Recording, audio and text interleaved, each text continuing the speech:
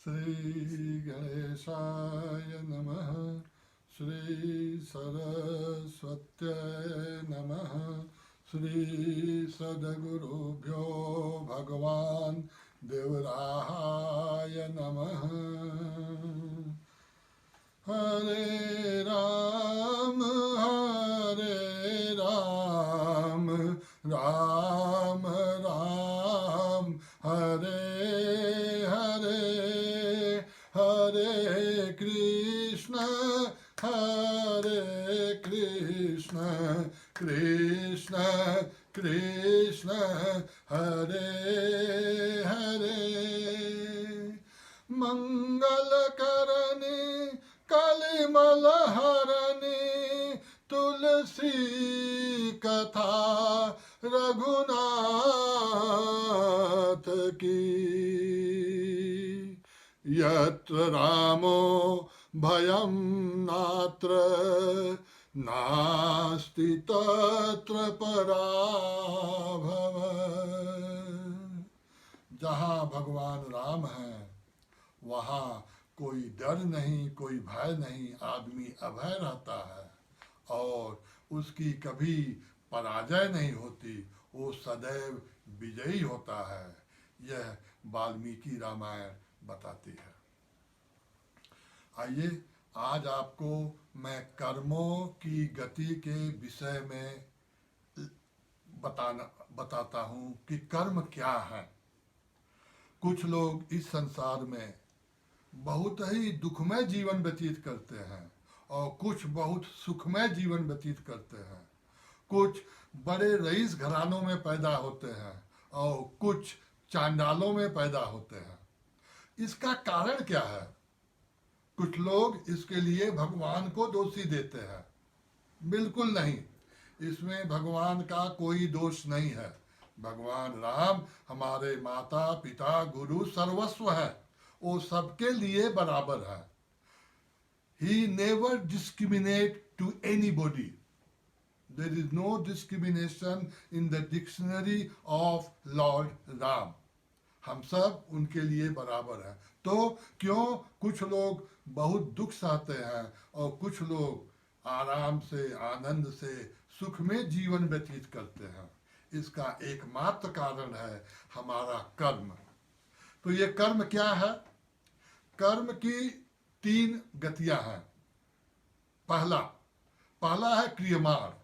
नित्य प्रति दैनिक जीवन में हम जो भी कर्म करते हैं वो क्रियमाण है। दूसरा प्रारब्ध और तीसरा संचित या आगामी। इसमें से आपको प्रारब्ध क्या है ये मैं बहुत सरल शब्दों में समझाने की कोशिश करूंगा। पहले तो ये जानिए कि प्रारब्ध 2 प्रकार का है, एक व्यष्टि प्रारब्ध और दूसरा समष्टि प्रारब्ध। व्यष्टि प्रारब्ध क्या है? वो हमारा खुद का है।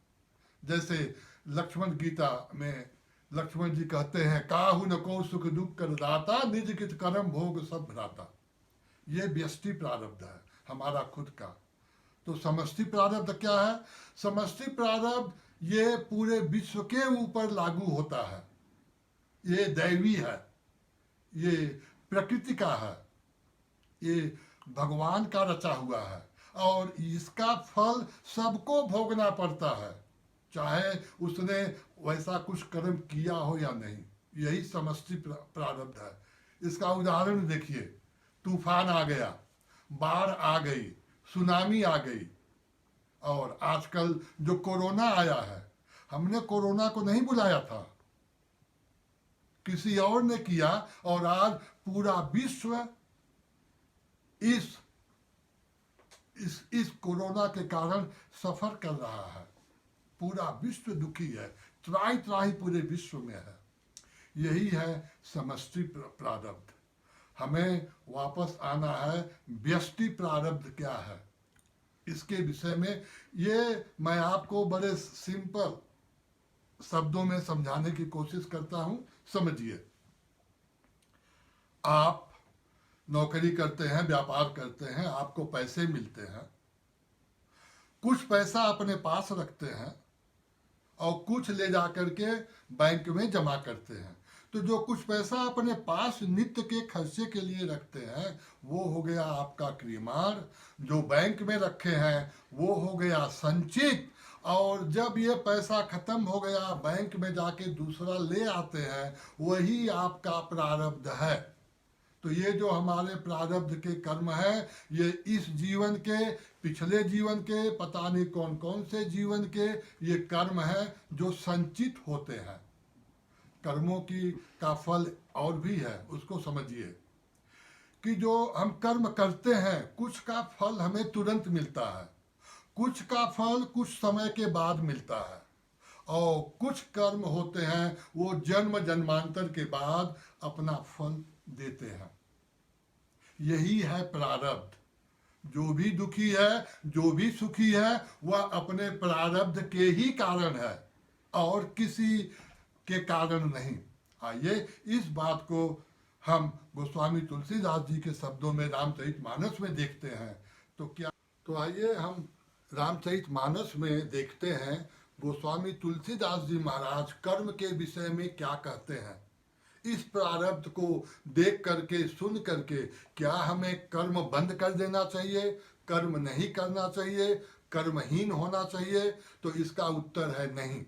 देखिए बाबा जी की लेखनी लिखती है, कर्म प्रधान विश्व करि राखा, जो जस करहि सो तस फल चाखा। श्री राम जय राम, जय जय राम, जय सिया राम, जय जय सिया राम। तो हमारे बाबा गोस्वामी तुलसीदास महाराज बताते हैं कि कर्म करना ही चाहिए, और इसी कर्म कारण ये विश्व टिका है, ये विश्व चल रहा है, और जैसा भी हम कर्म करते हैं उसी के आधार पे हमें फल मिलता है, और जैसा भी हम कर्म करते हैं उसका फल हमें भोगना ही पड़ता है। तो कर्म करिए, अपने प्रारब्ध को भोगिए। अगर आपका प्रारब्ध अच्छा नहीं है, आप बहुत दुख में हैं, तो उसका एक सीधा रास्ता है, भगवान राम का नाम लीजिए, जप करिए, उनका अर्चन करिए, इससे आपका प्रारब्ध सरल हो जाएगा। पायो परम विश्राम, राम समान प्रभु नाही कहूँ। हर हर महादेव, जय सिया राम। ओम शांति शांति शांति।